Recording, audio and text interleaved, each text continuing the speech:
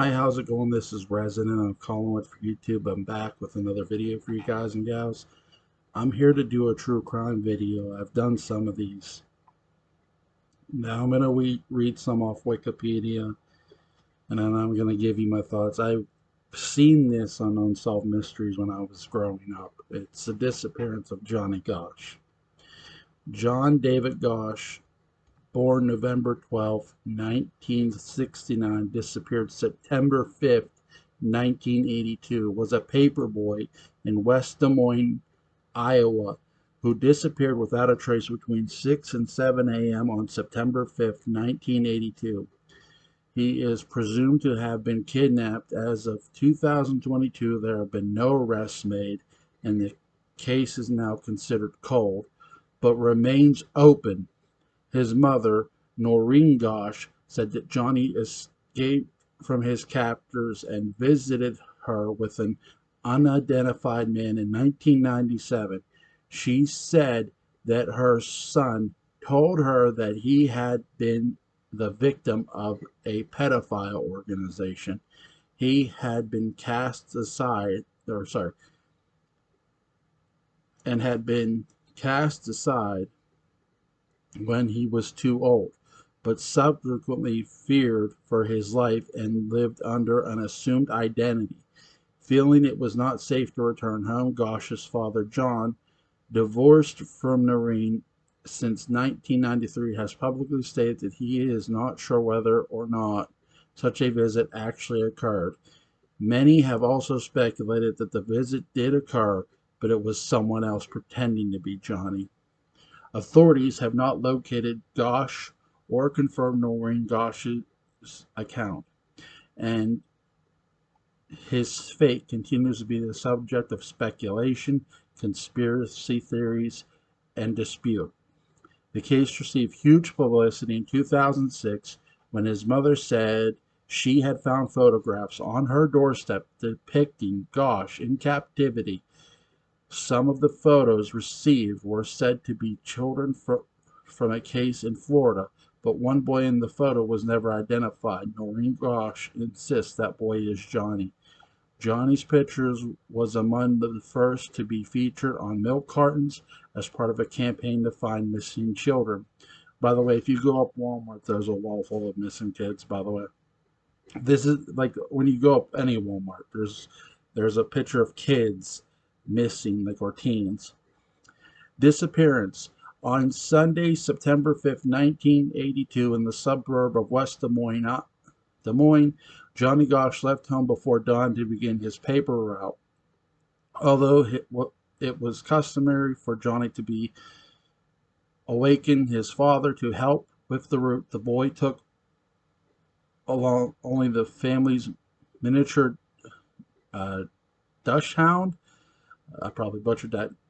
Gretchen with him that morning. Other paper carriers for the West Des Moines, Iowa Register, that's the paper he delivered for, would later report having seen Gosch at the paper drop, picking up his newspapers. It was the last sighting of Gosch that can be corroborated by multiple witnesses. Another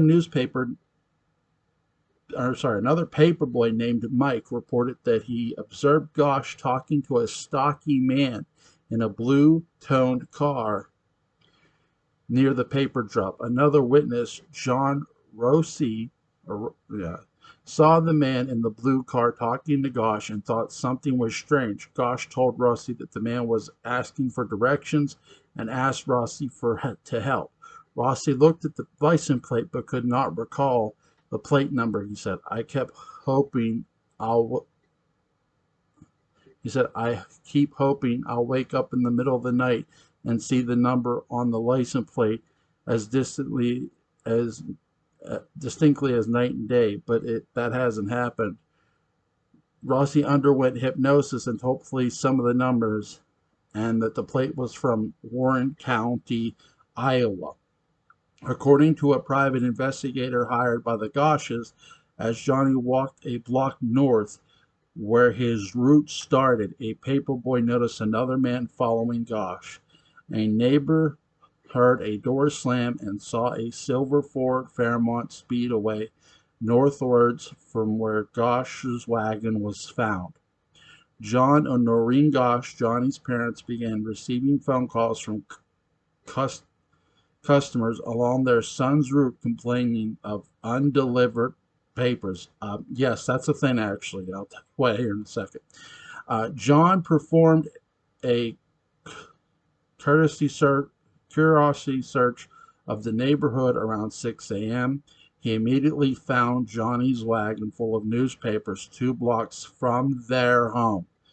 The Goshes immediately contacted the West Des Moines Police Department and reported Johnny's disappearance. Noreen, in her public statements and her book, Why Johnny Can't Come Home, has been critical of what she perceives as a slow reaction time from authorities and of the policy at the time that Gosh could not be classified as a missing person until 72 hours had passed. By her estimation, the police did not arrive to take her report for a full 45 minutes.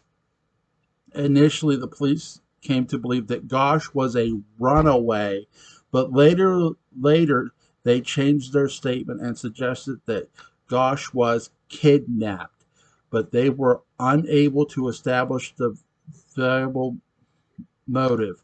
They turned up little evidence and arrested no suspects in connection with the case. A few months after his September 1982 disappearance, Noreen Gosh has said her son was spotted in Oklahoma when a boy yelled to a woman to help before being dragged off by 2 men. Over the years, several private investigators have assisted the Goshes with the search of their son. Among them are Jim Rothstein, a retired New York City police detective, and Ted Gunderson, a retired chief of the Los Angeles FBI branch. In 1984, Gosh's photograph appeared alongside that of Janita Lee Estevez on milk cartons across America. They were the second and third abducted children to have their plights publicized in this way. The first was Eaton Patz? I'm sorry if I mispronounced that name. Here we go. Another missing paperboy. On August 12, 1984, Eugene Martin, another Des Moines area paperboy, disappeared under similar circumstances. He disappeared while delivering newspapers on the south side of Des Moines. Authorities were unable to prove a connection between the 3 cases. Yet Noreen Gosh says that she was personally informed of the abduction a few months in advance by a private investigator who was searching for her son.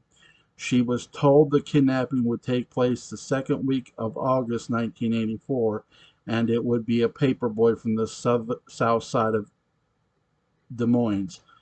Fraud by wire case.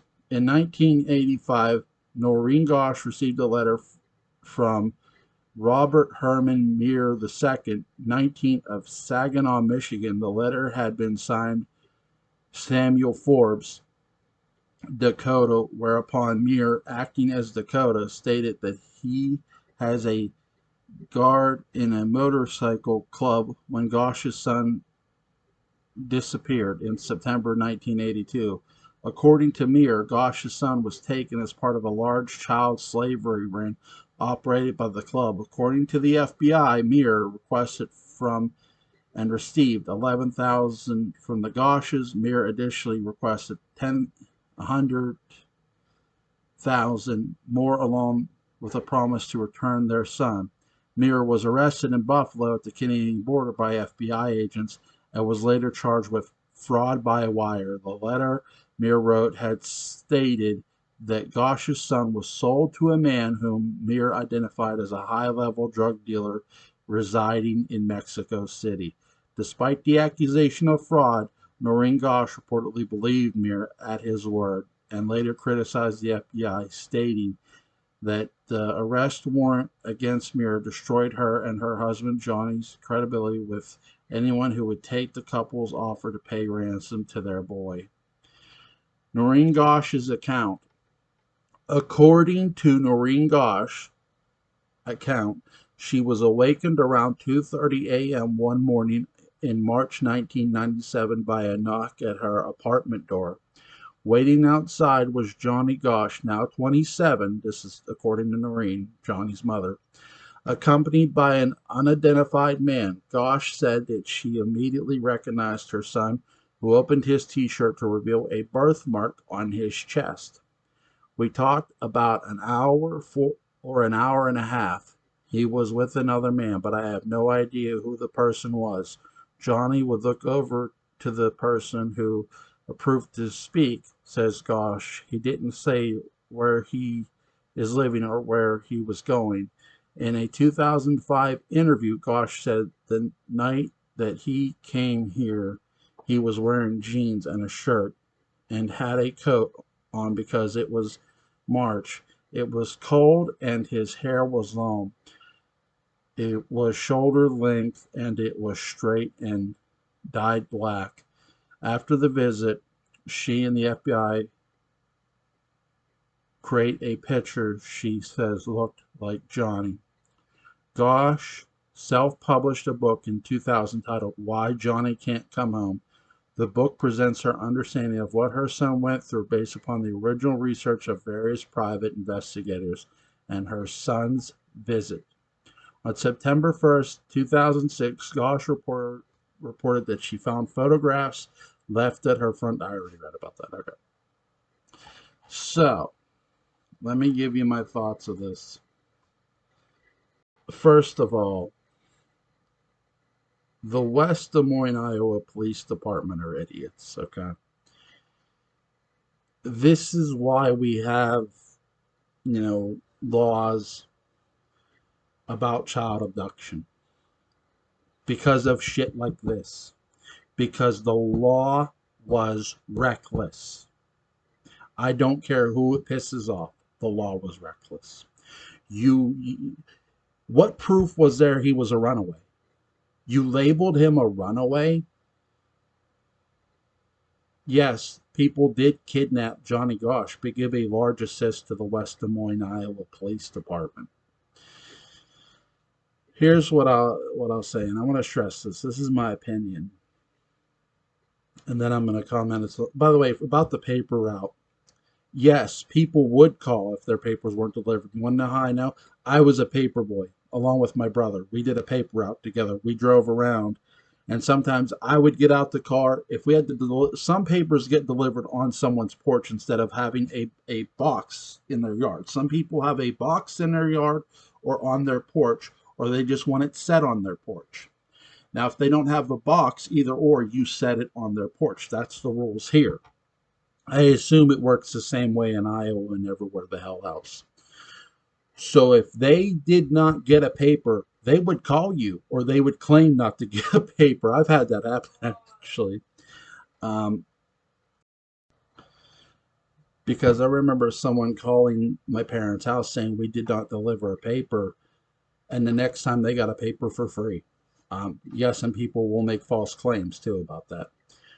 So, not saying that happened here in this case, I'm saying that's happened to me. But with this, because people did not get their actual paper, people called the Goshes and said, "Hey, we didn't get a paper." That's how they knew their son was missing. And again, they called the cops. They had to wait. There was a waiting period. Now there isn't so much anymore, and I think it's sad. It upsets me that you don't have an Johnny Gosh's case is still open. Tell me what the FBI, what the government is doing to investigate the possibility of sex slave rings, child sex slave rings, and they need to be doing more about it. Because yes, I do think Johnny Gosh was sold to a sex slaver. I do, unfortunately. No, I don't think he was taken and killed. Because here's my thing. Because we've seen school shootings, we've seen people be shot in the street. If it were just about killing a kid, then what's the sense of taking them? Johnny Gosh was taken and sold off into sex slavery, in my opinion, and so are a lot of other kids. There are kids who are probably adults now out there afraid to come forward. That I agree with. Do I think Johnny Gosh? Do I think Noreen Gosh was visited by her son? I want to believe her, but no. I think. Let me tell you, the West Des Moines, Iowa Police Department still deserve to be reseated today. I don't give a shit because there's no excuse for this. None. There's no excuse for a child being abducted. And I'm going to tell you a really scary story here in a second. It's true. So when she said what she said, I think she was receiving the police. Like screw you. You cost me my son. I'm gonna. I'd like to think she didn't and did see her son, but I can't say she did or didn't. But in my opinion, no, I don't think she did. I don't think she was visited by him. Do I believe the pictures? I don't know. Maybe. Now, let me tell you something. What year was this? When my daughter? I'm trying to think when my daughter was 6. Let's see, 2000. This would be 2015. Me and my daughter and my wife, we were at Walmart. My wife was a couple aisles up from us. Okay. We were at the chips and cookie aisle where you get the snacks. I was standing right there with my daughter, who was, again, 6 years old. This guy, who I did not know, came and put his hand on my daughter's arm. Keep in mind what I just said. I've told you guys, I'm no small guy. I'm 6'4". I grabbed this guy's wrist and I told him, if you don't let go of my daughter, I'm going to hurt you. He quickly let go and said, oh, I was just trying to help her. I said, she has all the help she needs right here. Beat it. And he fucking ran away. He ran. He didn't walk. He ran. I never saw that guy again, by the way. He had short, dark hair. I'll never forget that. Parents, guard your kids. Because the law ain't gonna fucking do shit. The law does not do shit for you. I'm sorry. They don't do enough for me. And in my opinion, more needs to be done to protect your kids. More needs to be done to protect your kids. Johnny Gosh, I'm sure Johnny Gosh's mother would echo those sentiments. Because for any kid to be taken is inexcusable. Inexcusable. Now, don't get me wrong. My parents, I would be out by myself or at home by myself plenty of times. So I'm not excusing my parents, but at the same time, my hell was at home. Okay. With this, you had somebody who was taken. The law at the time, which did suck. Oh, you have to wait. Then when they did wait, oh, he ran away. He ran away.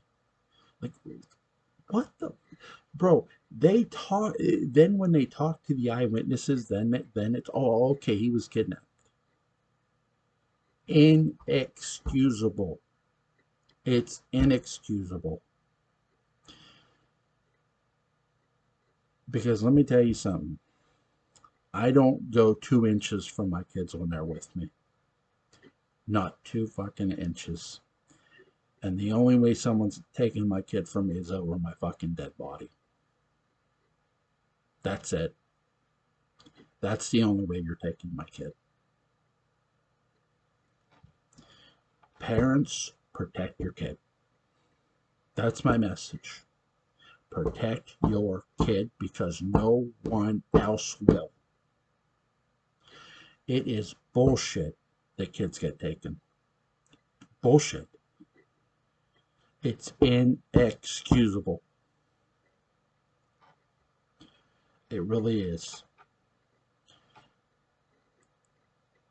I can't imagine what the Gotchas went through because my kid, obviously the guy didn't take my kid because I scared him off. But at the same time, you gotta imagine that once a kid is taken, and here's my issue too. If it were, again, if it were just about killing the kid, then why bother taking them to begin with? You don't have to kidnap somebody to kill them. We've all we've seen killings just happen on the street or just somebody be killed on the street. So why would you have to take a kid just to kill them? They're not being killed. They're being abducted and used. Because that's more this than killing somebody. What does killing a kid get you? Nothing. Nothing. Doesn't get you shit. Again, in my opinion, yes, Johnny Gosh was used in sex. I agree. He probably was, and I think a lot of kids get used for that when they get kidnapped, and it's sad and it's unfortunate. And no, I think there's somebody there. I do not believe that there is not that out there. I do think that that is very much out there and has not been properly investigated by the law. That's my video. I'm sorry for being emotional. I wasn't trying to be too animated, but I hope I didn't offend anybody. I thank you for your time. You guys have a good day.